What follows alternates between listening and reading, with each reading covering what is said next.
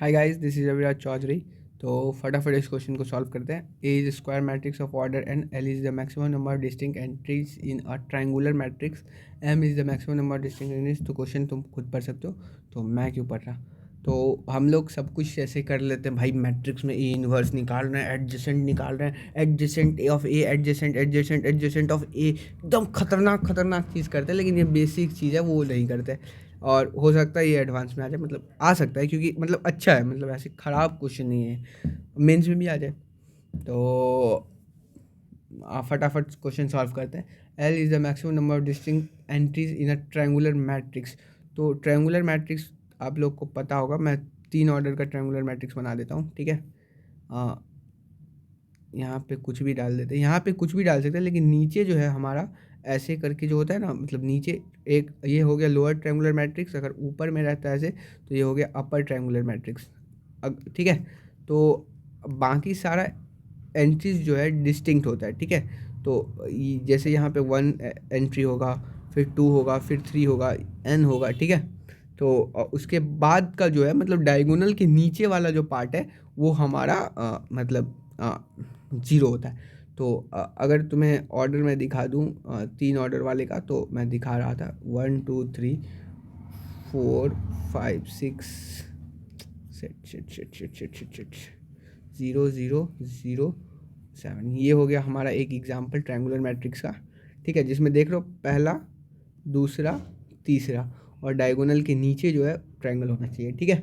तो इसमें यहाँ 1 2 3 और यहाँ n तक हो सकता है, क्योंकि हमें पता नहीं है। तो इसका क्या लिख सकते हैं, n इंटू एन प्लस 1/2, ठीक है।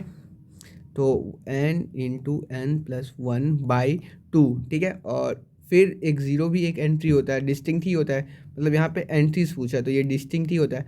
तो ये भी ठीक है। तो n² प्लस n/2 प्लस 1, ठीक है। तो एक हमारा आ गया, एक हमारा L इज इक्वल्स टू ये आ गया। तो M is the maximum number of distinct entries in a diagonal matrix.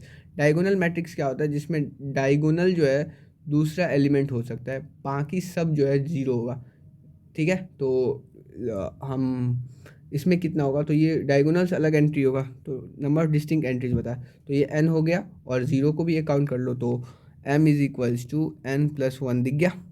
P is the maximum number of zeros in a triangular matrix.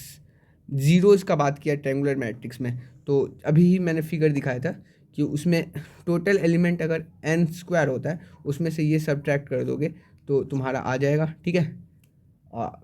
Total number of elements n² होता है, नहीं नहीं, हाँ हाँ, मैं सही बोल रहा था। n² में से तुम 1 को हटा के ये सब्ट्रैक्ट कर दोगे तो आ जाएगा, लेकिन इतना ही क्यों दिमाग लगाना है, उसमें n-1 तो होता है। फिर से मैं तुम्हें दिखा देता हूँ, ये देख लो 1 2 3 0 0 0 4 5 6। तो ये फर्स्ट, ये सेकंड, और ऐसे करके डायगोनल से का मतलब n-1 तक जाएगा, ठीक है। तो सम ऑफ n-1 का कर सकते हैं n इंटू एन प्लस 1 से, लेकिन इसमें पहले ही n है, तो n इंटू n-1, मतलब p is equals to n-1 into N, मतलब by 2 is equals to n² minus n/2, ठीक है। अब यहाँ पे हमारा सीन ये है कि l+5 जो है p+2m के इक्वल है। तो n² plus n/2 plus 1 plus 5 is equals to p is equals to n² minus n/2 plus 2m। 2n+2 is equal है, तो इससे हमें n निकालना है।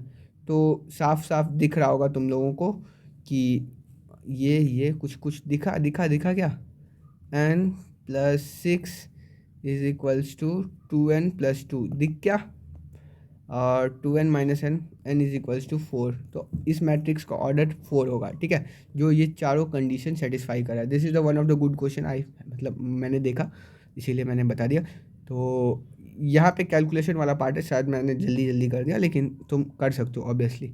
Okay then, bye bye, see you, Tata.